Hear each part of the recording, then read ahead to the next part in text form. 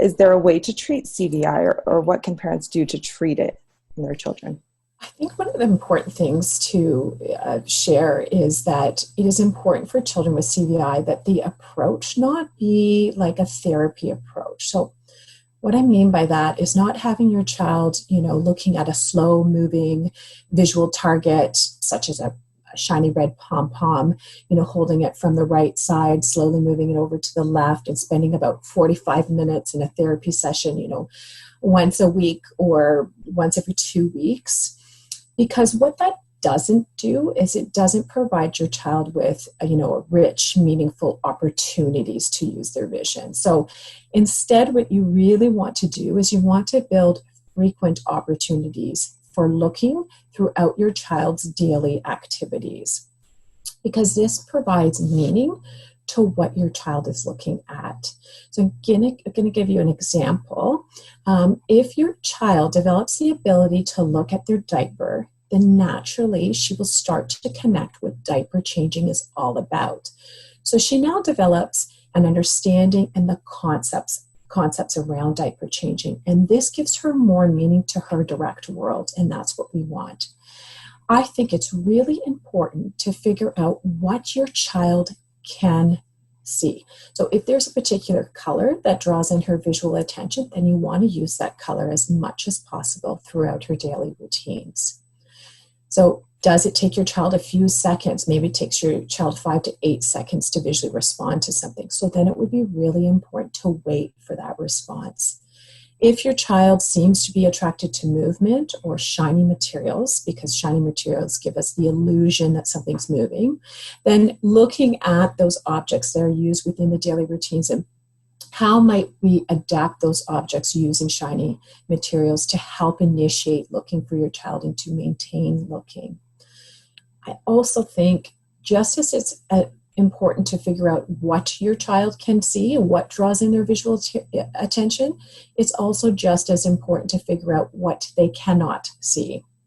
So for example, if your child does not visually respond to an object with multiple colors, so it's a very busy object, or maybe your child cannot look at an object if it's placed on a busy background, or maybe, for example, your child is unable to use vision when they're physically working hard.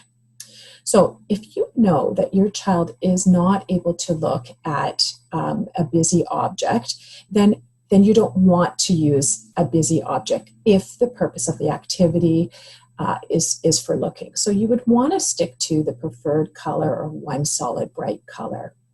If your child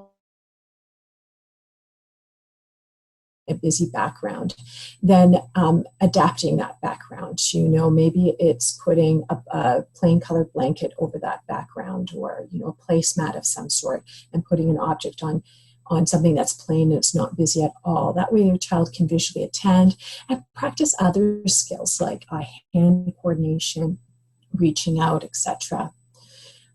If your child finds it very challenging to use their vision when they're physically participating in something, for example, like tummy time, because I see this all the time, then maybe it's not, because usually typically what we do at tummy time is we put something in front of the child to look at so that we think this will be a nice distraction for them. This does not always work for our children with CVI. In fact, you put two very difficult things together.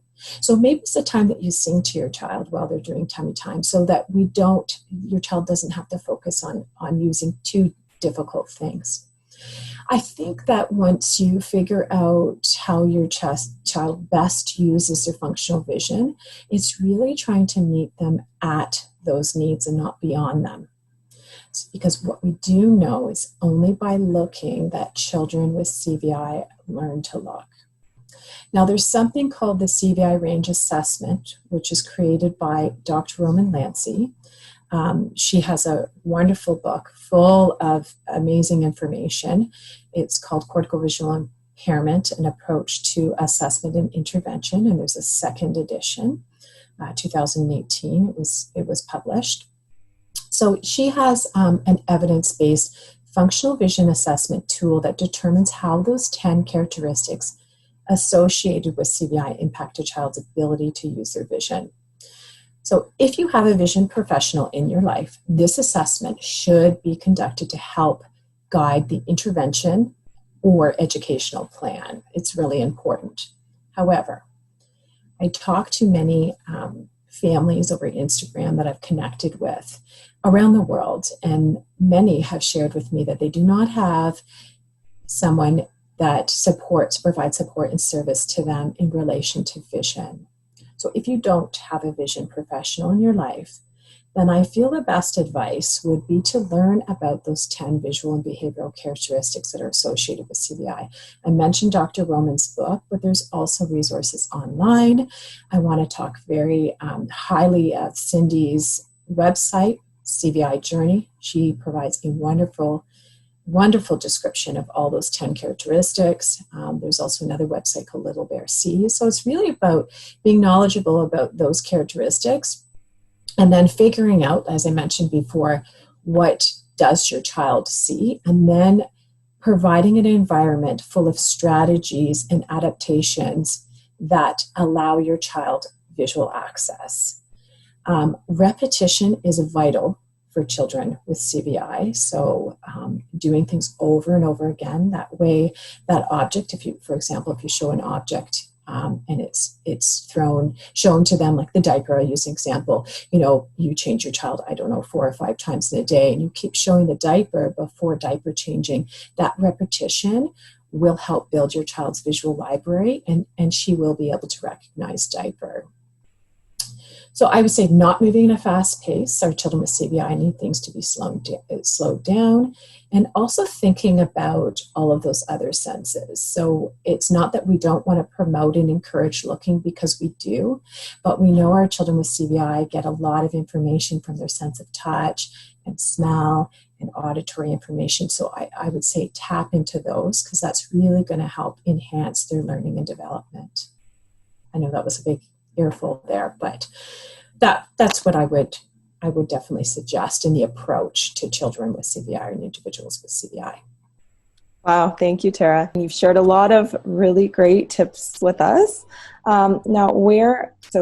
If parents want to hear more tips, more suggestions, understand CVI more, or even just how to make their children's day more accessible to them, where can they follow you?